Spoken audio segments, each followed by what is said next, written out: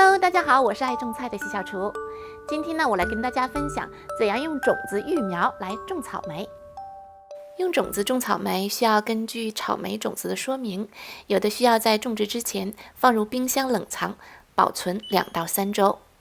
因为草莓种子是有休眠期的，放入冰箱冷藏保存一段时间，就代表着种子经历了一个冬天的过程，这样可以打破种子的休眠期，使草莓发芽更快，发芽率更高。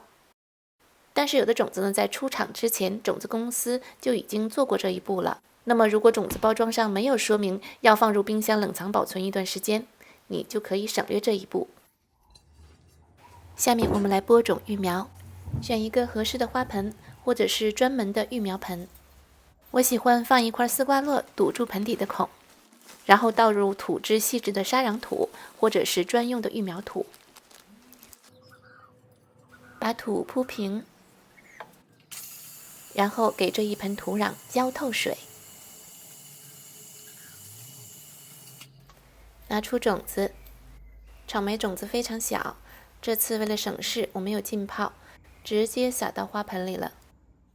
为了使种子尽快发芽呢，大家也可以把种子先浸泡8到12小时以后再播撒，然后在种子上方薄薄的覆盖一层土即可，轻轻地喷上一层水，用保鲜膜把花盆封住。盖上保鲜膜可以给盆里的种子制造温室的效果，既保湿又保温。记得要在保鲜膜上扎一些小孔，帮助它们透气哦。现在呢，我们就把这个育苗盆放到温度合适的地方。适合草莓种子发芽的温度是20到25摄氏度，在这样的温度下，草莓种子大约1到3周就会发芽了。草莓小苗出苗以后，你会发现它长得很慢。其实啊，它大部分时间都用来生长它的根部。只要温度、光照和水肥合适，我们要有一些耐心，给它一点时间。当小苗长出3、4片针叶的时候，就需要移栽了。把每一棵小苗移栽到一个小花盆里。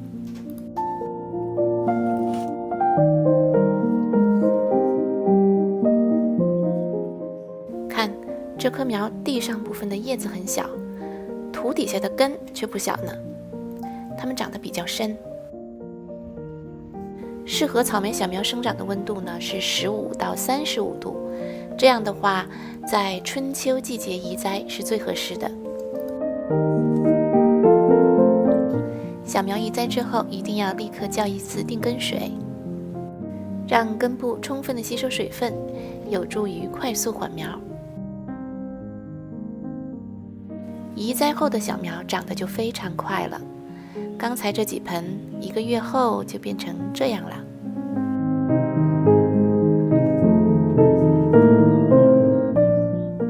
草莓是非常适合家庭种的多年生的植物，无论是在花盆里啊、菜床、菜地里啊都能种。所以不管你的居住条件是什么，只要有个窗台，基本上你就可以开始种了。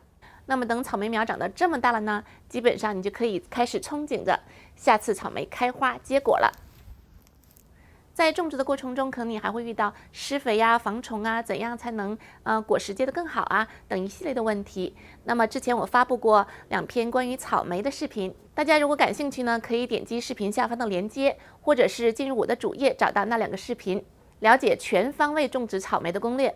另外，喜欢家庭园艺的朋友，别忘了订阅关注习小厨和他的菜园子哦，各种家庭种植的干货分享，定期更新，等着您。